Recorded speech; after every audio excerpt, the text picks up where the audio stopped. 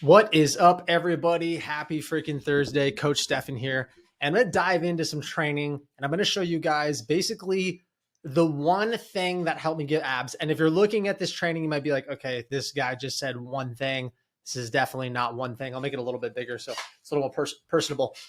You're right. It's not just one thing. There are actually a couple things that I feel like contributed. And really, when we look at getting abs, let me just break it down. It's a couple different things. Number one, it's your body fat percentage, right?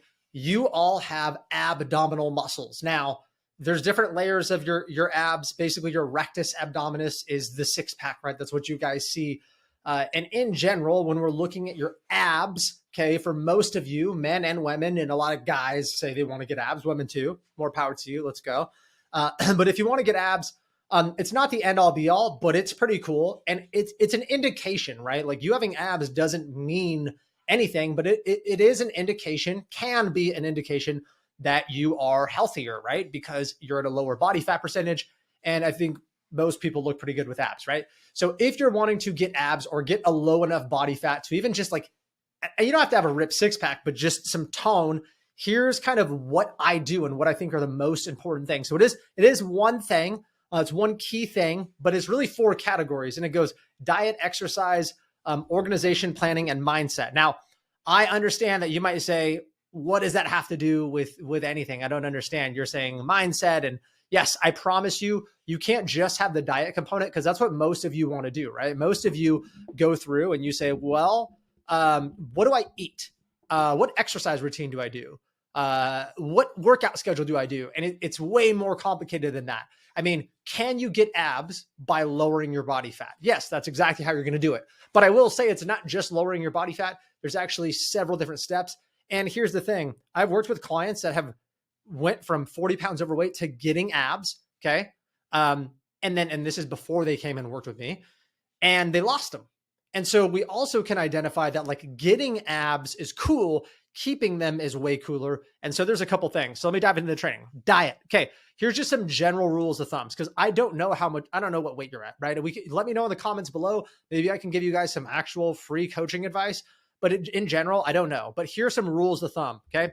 So number one, and you might have heard this before, but when you look at the whole list, pause it, screenshot it, be like, Coach Stefan says I need to follow this because this framework has helped transform hundreds and hundreds of people that have come to work with me and my team. So diet, okay, biggest thing, right, is a high protein diet. So we're going to say high protein, and I'm a bad typer, right? I'm not that great diet. And what that's going to look like is roughly 1.0 to 2 grams of protein, right, per pound of lean body mass. Now, this is desired lean body mass, right? So if you're 200 pounds, but you want to be 160, you're probably looking at eating around 170 grams of protein. Doesn't mean eat 200 because if you're 200, but you're 40 pounds overweight or 30 pounds overweight, you're eating and trying to feed your fat. Your fat doesn't need protein, right? So hopefully that makes sense. So for me, don't follow this, by the way, but for me, right, I am, okay, Stefan equals about 175-ish pounds. So for me, I eat about 180, and I go a little bit higher because of a couple different reasons, my training frequency, stuff like that. So I eat about 180 to 195 grams of protein a day per day. Sorry, I'm trying to like look and type and talk. It's a lot. So that's generally what I eat. Now, there's a couple of reasons. Number one, I train a lot. I probably train 6 days a week. It's not absolutely necessary. I like to train, and this is what I do for a living. So like, wouldn't you, right? I love it. So for me, I train a lot. I do pretty high volume hypertrophy. And I notice when I eat a higher protein diet, not only am I leaner, I'm stronger. I feel more recovered.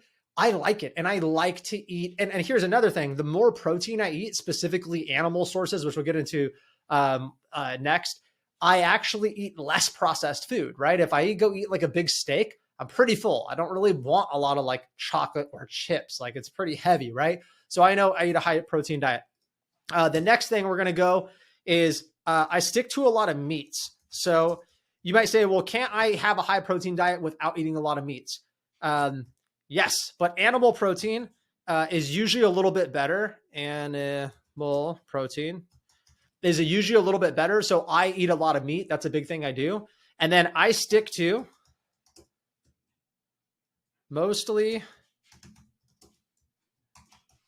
paleo style eating. Paleo. So basically what that is I eat basically meats, nuts, fruits, and vegetables, right? So we're going to go meats, nuts, not a lot, right? Fruits, and then veggies. That's basically right here, guys, is generally what I'm eating. Like most of my day consists of this. Now, every morning, if you watch my stories, I do have oat bran. It's like the brand of oatmeal. So basically oatmeal with protein powder. So that is not paleo. That's why I said mostly. Very important to understand that, because a lot of people will say, oh, you just have to eat this. This is just mostly paleo style, okay? That's what I feel like is easy for me to hit my macros. And then another one thing is macros matter, right? So you might say, well, what's a macro? Why does it matter? So basically your macros, I don't know why this is that, but anyways, you get it. Macros are your proteins, your carbs, your fats, right? And they comprise calories. And it's very important because even if you say, well, Stefan, I ate really high protein and I ate mostly paleo style, like you told me, and I ate a lot of animal protein, but I'm still not getting results. Well, your macros might be off, right? Because I could eat 190 grams of protein, right? But at the same time, I could be eating too many carbs, too many grams of fat, or too little. So there is an optimal amount. And I'm just going to put another thing in here too. This is just for me. I take vitamins, I don't know, and sups daily. Now, this is not necessary, but I feel like it's just a rhythm, okay?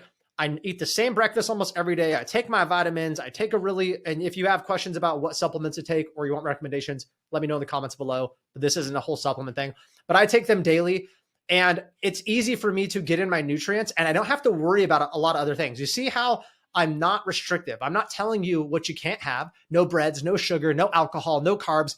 I'm just telling you what I mostly stick to. And this is literally my framework of how I get lean and stay lean. It's not a complicated thing. This right here. Now, obviously, you can't just go out and be like, oh, I'm just going to randomly follow some stuff. I'm just giving you the framework of what I do and what a lot of our clients do. And if you look at some of our transformations, go to my Instagram, go to the Facebook. Some of them are pretty quick. A lot of that is they eat meats, nuts, fruits, vegetables. It is generally a lower carb diet because there's not a lot of processed grains and chips and rice and bread and all that stuff. So what happens is they lose a lot of water weight. They lose a lot of fat too, but like that initial, like, wow, that person looks great in 2 months. You're not going to lose a ton of fat in 2 months. That's why we work with our clients for 12 months and plus, because we know if someone wants to lose 60 pounds, that's going to take you 12 to 18 months, period. I don't care who you are. And if you can lose it faster, congratulations, you're going to probably gain it back. And the journey to lose that 60 pounds in 6 months or 10 months is going to be probably pretty miserable. We actually just had a client, David, that lost 70 pounds. It took him a year. Very aggressive with it, but like also sustainable. Like he was aggressive in the fact that he did really well, but sustainable. Then exercise. So I'm actually going to erase this. I'll talk about that later. But number one, right, for me, I make sure I train 5 to 7 days per week. Now, before you jump on me and say, what are you doing? You train first responders. I don't understand why you would, oh, let me see what happened. Okay. I don't understand why you would say that. You're telling your first responders to train 5 to 7 days a week. Nope. This is what I do, right? I'll say equals Stefan. Now, the reason I train 5 to 7 days per week is because I have the lifestyle too. Now, before when I was in the military, okay, and when I worked crazy long shifts, I still trained this often. Why? Number one, I wanted to create a habit, okay? Number two, I like working out. And number three, for my mental health. I felt like when I worked out, I felt good, right? So it helps my mental health. And this, I promise this goes into abs. Just bear with me.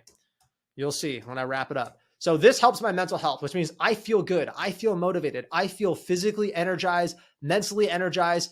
I feel good every single day. And because of that, I'm just more likely, I'm sorry, this went away.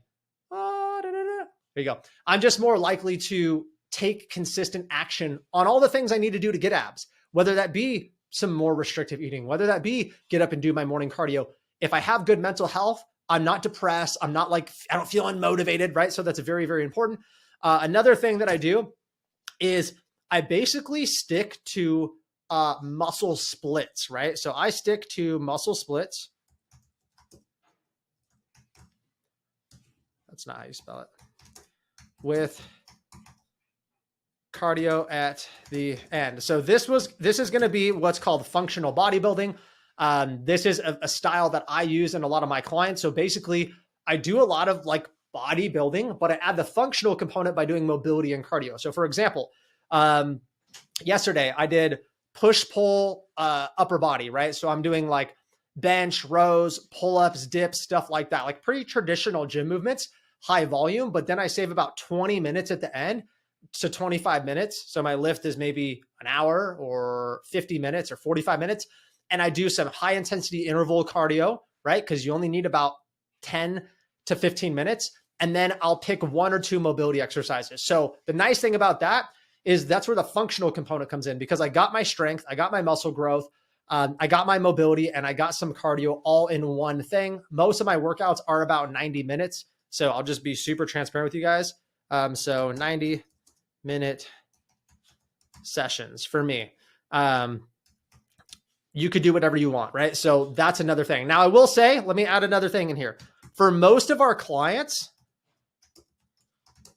train, like literally they train 3 to 4 days for 45 to 60 minutes. Now, the difference between this, right, guys, is you might say, well, why do you train that much and why do they train that little? Because abs really comes from nutrition. Abs are made in the kitchen, right? So whether I'm training 5 or 7 days or somebody's training 3 to 4 because this is the time they have allotted, the rest comes from nutrition. And I'll tell you what, nutrition really doesn't take any extra time, whether you're bulking or cutting or whatever. I mean, maybe on your off time, you're doing a little more prep, but guess what? We have our clients that order meal prep. So like, you know, whether they're ordering it or they're cooking, they just cook less or cook more. I promise you, this would be a whole other training, but like, it doesn't matter how long you work out. I'll give you a perfect example. We had a client that got injured the day they signed up, bad luck, right? And basically what happened is they tore their bicep tendon in intramural softball. And this guy lost 35 pounds in 4.5 months by doing a lot of intermittent fasting and fasting. He liked it. It worked for him. Again, it was just a more of a custom approach that he felt worked great. He had literally abs in 3 or 4 months doing almost no exercise. Do we recommend that? No, I mean, he was hurt, right? So he was really limited. He did some lower body stuff, but really he wasn't training that much. He probably trained anywhere from 2 to 3 days a week, 3 max. Okay. His workouts weren't that intense, mostly came through diet and nutrition because his goal was, I want abs. We had the conversation that, okay, cool. You know, you're hurt. So you're actually okay if your only goal is abs. He's like, really? I'm like, yep. Here's some exercises you can do. It's mostly from nutrition and accountability. Here we go. And it worked. So that's another thing. And then the one thing is train your abs. Now, this doesn't have to be a lot, but I would say train your abs probably 2 to 3 days per week. Now, if you have a high body fat, you're not going to be able to tell, right? Like if you have 20% or more body fat, it doesn't matter how much you train your abs, but it's a muscle, just like your bicep, right? So if you said, I want really nice looking biceps and you were fat, overweight, if you train that bicep, you would assume that it would grow, but it probably wouldn't look that good because you have a high body fat. But let's just say we snapped our fingers and we dropped you to 10% body fat and you were cut. Do you think all that muscle you had underneath would show? Absolutely, right? That's where that comes in. And I see so many people that don't train their abs directly. I'm going to say directly because a lot of people don't train directly. They'll go, oh, just do your big compound movements and bench and it just targets your core. Yeah, but your core is different than your abs. Like do things that make your abs burn. So I do a lot of hanging leg raises, leg throwdowns, ab wheel, one of my favorites, side bend, deficit sit-ups. There's a bunch of different things you can do. I promise you, when I train my abs and I don't train my abs, I look way better. Like my 6-pack pops. And you have to have a low body fat, but that's another thing. Then we go to step 3, planning and organization. It's pretty simple. I probably won't even, go in depth. I would say, and I talk about this a lot and I love it. Use a Google Calendar. I'll just say planner, right? Use a planner. Now, the reason I say that is because I use Google Calendar. I'm not going to show you guys my Google Calendar because there's some personal stuff on there.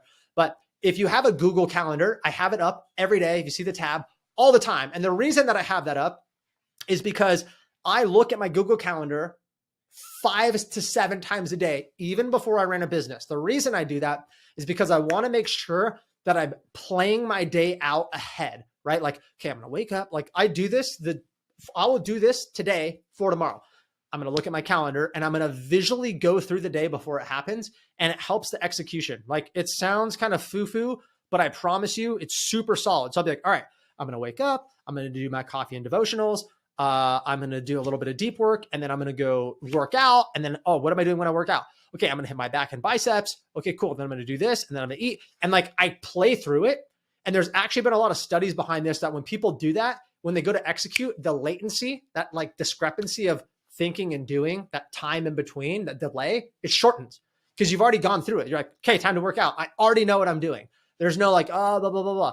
And our clients see that work with us because what they do is they already look at their app. Oh, what do I have today? And they're already going through it. So when they go to the gym, they're just like, boom, execute. There's no diddle daddling time, right? So use a planner. Next one, have an actual plan in the gym. Most people, when they're going to get abs or get lean, they just think it's a bunch of cardio. A bunch of cardio is not going to do it. You need to have a planner and be organized. You need to have an actual plan in the gym of, I'll be more specific, to do that day. That way you guys can screenshot this. And I can actually zoom in a little bit more on this. Let me see. Let me see if I can move myself around.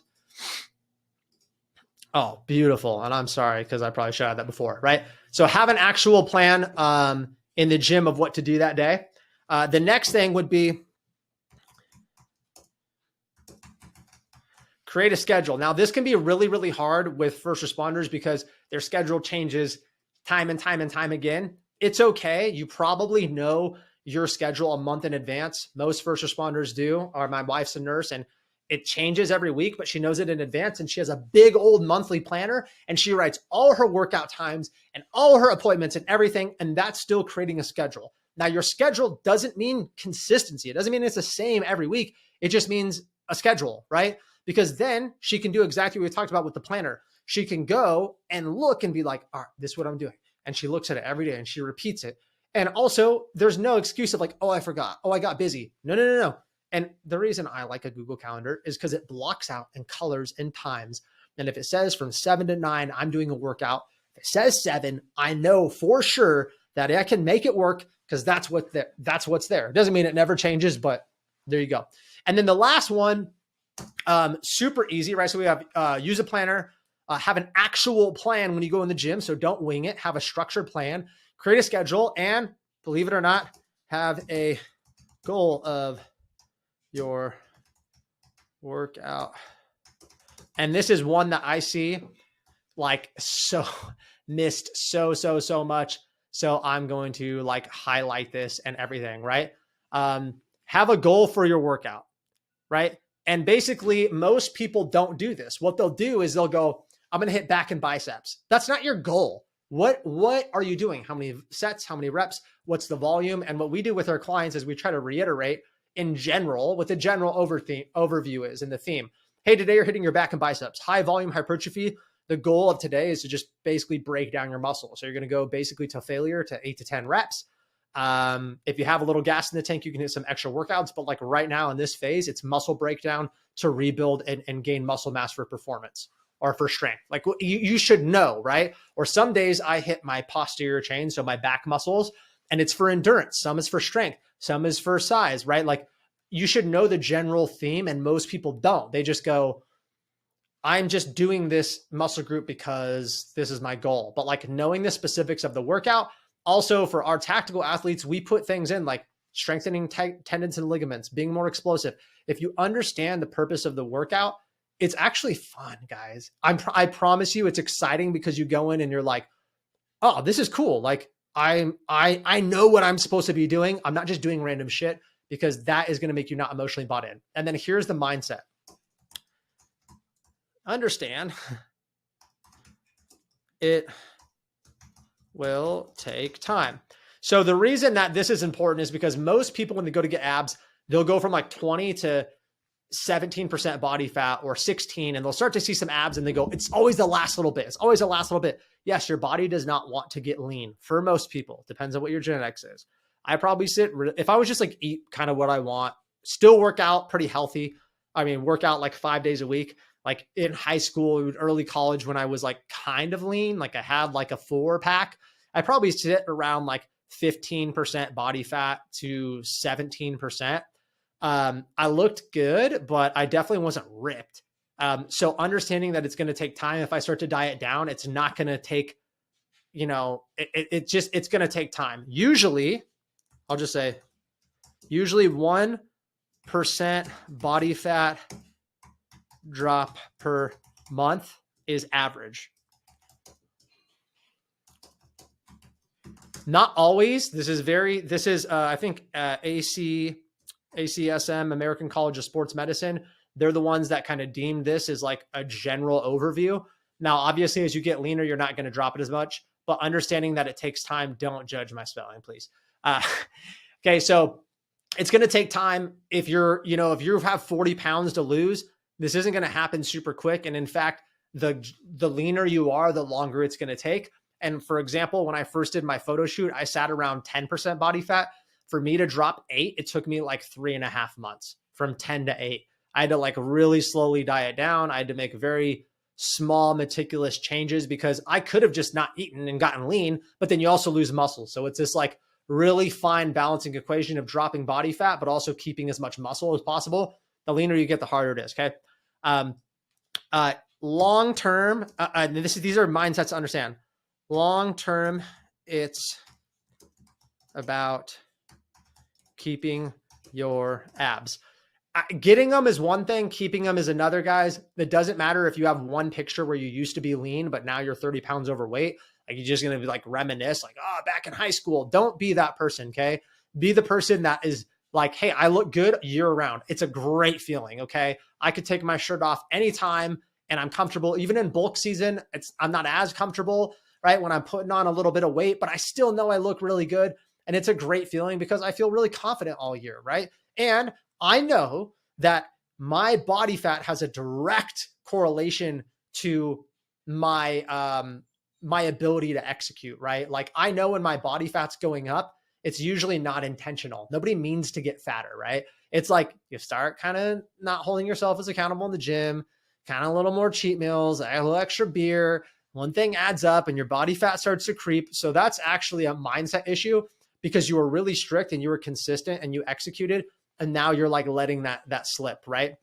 So long-term results is about keeping it more than getting your abs. And then I would say, let me see, the last thing that I think is probably the most important is understanding that abs are just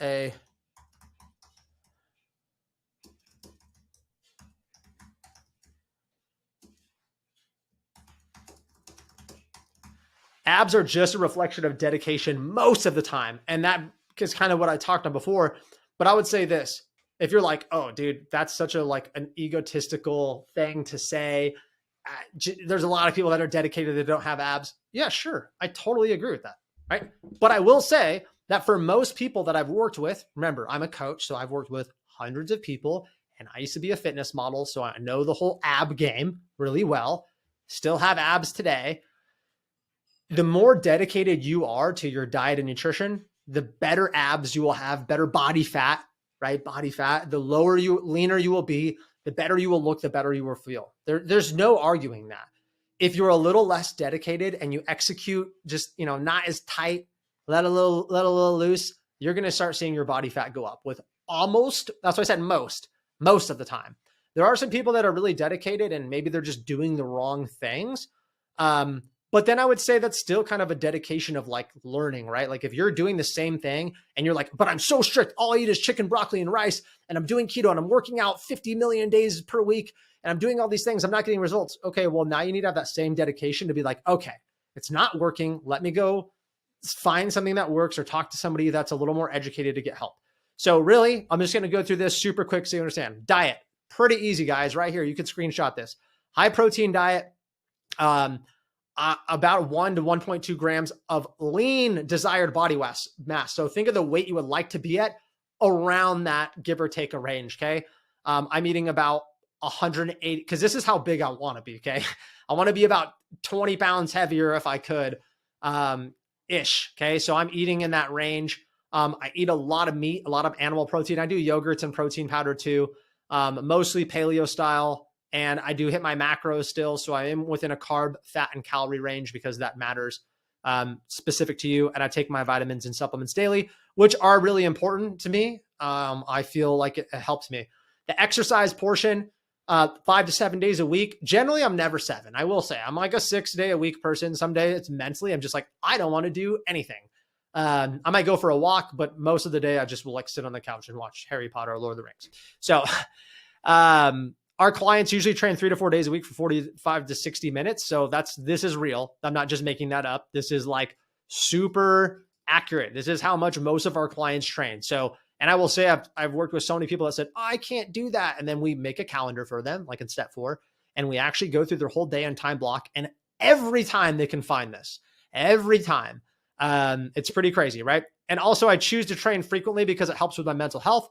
I do muscle splits with cardio at the end because it allows me to train a lot, right? If I do push, pull legs, right? It's on rest, push, pull legs. That's 7 days per week. I hit all my muscle groups twice, but it's not just lifting like a bodybuilder because I also did some functional things. I worked on my mobility and my cardio. And honestly, I feel like an athlete. Like I wrestled and played sports my whole life. So I know what it feels like to be an explosive animal.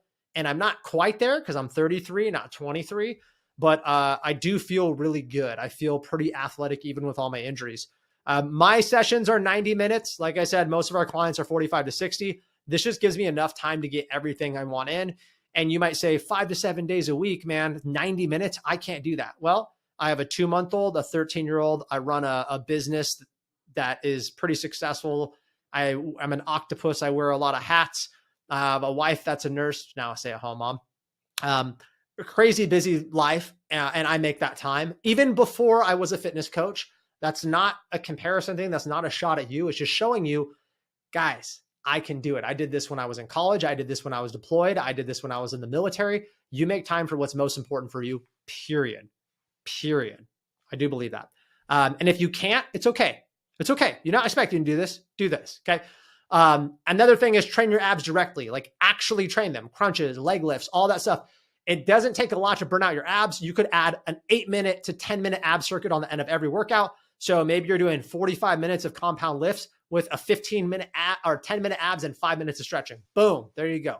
As far as organization, if you have struggled doing these other things, okay, especially the exercise, you must use a planner. Probably not paper. I always go on your phone. I have an iPhone. I hate Android. Sorry, judge me. But I use Google Calendar because it's colorful, it's beautiful, it's easy to use. Okay. You want an actual structured plan, not super complicated, right? When you go to the gym, don't wing it. Don't do random shit, basically. Okay. You need to create a schedule and you need to know, hey, I'm going to the gym to accomplish X, Y, Z. The more you buy into your specific goal, you'll get excited to go to the gym. You will get excited to go to the gym. If you ever played any sports your whole life, if your coach is like, hey, today in practice, we're drilling this, and pretend it was a drill you liked. Hey, we're working on getting you to be a better receiver or getting better in this position. You're probably a little more excited to go to practice. Like, it's just practice. I'm going to practice again. No. Get excited. Have a mission. Okay. And then the next thing is, and last thing is your mindset. Understand it's going to take a while. 1% body fat drop per month is average according to American College of Sports Medicine. Very general, but it's pretty accurate actually. It's long-term. It's about keeping your abs versus getting them. And then abs are kind of a reflection on dedication most time. So if you notice that and when I say abs, I mean your body fat percentage. Okay. If your body fat percentage is going up and it was leaner, ask yourself, what has changed? Sleep, stress, hormones, food, exercise intensity, exercise frequency. Usually if we were to like step back and be a fly in the wall, we see that you're doing a little bit less. You're putting in a little less effort. And I could be the first to admit that when my body fat goes up, it's usually nutritionally, I still train pretty hard, but sometimes I'm like, kind of just letting it slip a little bit and hitting my workouts with like not as much intensity, and it compounds. The good thing is, and this is why I generally reflect and I look in the mirror at my physique and I take body scans about every week, because I don't want to catch myself when I've gained 15 pounds and be like, how did that happen? But if you're assessing yourself constantly, and it doesn't mean you're obsessive and compulsive, that's not what I'm saying. Don't stare at yourself in the mirror every freaking day and freak out about your body. Don't do that. But you could look at yourself once a week, weigh yourself and be like, where am I sitting? Are my clothes tighter? How am I doing? Maybe you're weighing yourself and measuring yourself, because numbers and pictures usually don't lie, guys, right? It's going to be a pretty direct reflection. So hopefully this was helpful. This is literally kind of the mindset and 4 things that I use for myself. And honestly, if I worked with you or a client, this is kind of the general overarching theme. Again, don't come at me in the comments and be like, oh, but you said this is general. I haven't even talked to you. But I will say that this is pretty solid advice, and it's worked for a lot of people. So